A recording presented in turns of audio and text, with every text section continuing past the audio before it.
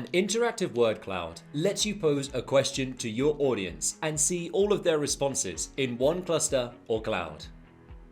The more a particular response is submitted, the bigger it appears in the cloud. To make one, create a new slide and select Word Cloud as your slide type.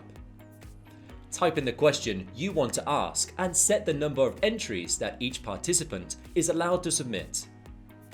To make sure participants don't take too long answering, you can set up a timer.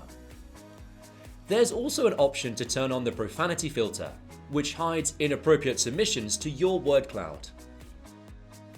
Press the Present button and click the top bar of your slide to reveal the QR code.